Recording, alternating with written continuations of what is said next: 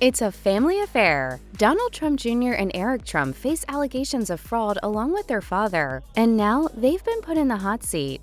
Donald Trump is back in court for his civil fraud case. While the former president has handled a lot of his run-ins with the law on his own, this time around it's slightly different.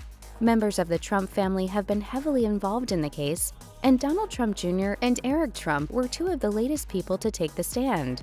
The case was brought forth by New York Attorney General Letitia James after she claimed that Donald, several of his kids, and some members of the Trump Organization took part in overvaluing several of the former president's New York estates and assets over a 10-year period.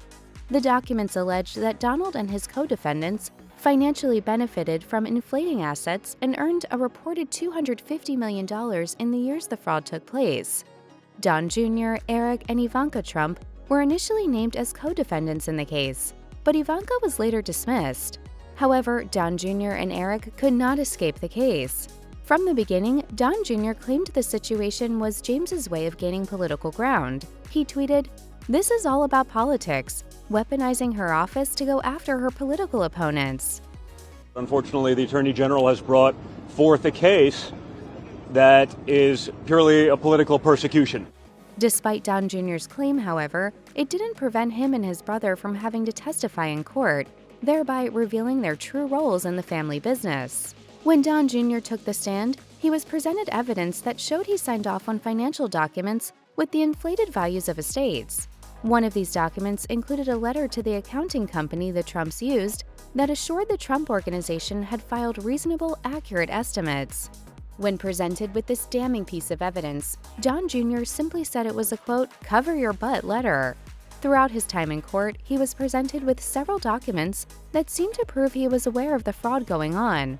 According to CNN, when Eric testified after Don Jr., he was also shown documents that implied he was aware of the $45 million value of the Briarcliff Manor estate, which, according to Letitia James, ended up being worth much less than what was listed. The following day, Eric took the stand once more and was presented with even more incriminating evidence that showed him signing off on several loans during 2020 and 2021 that are alleged to have included inflated valuations. All the evidence seemed to point to Don Jr. and Eric having knowledge of the alleged fraud, but they continued to deny they had anything to do with it. In fact, Donald Trump Jr. and Eric Trump seemed to have one plan when testifying in court: deny, deny, deny. Before even having a day in court, I'm apparently guilty of fraud. According to BBC, Don Jr. seemed comfortable during his time in court and even joked with the judge and the rest of those in the courtroom. When it came down to his involvement in the alleged fraud, Don Jr. blamed his accountants for missing the overvaluation of the former president's New York assets.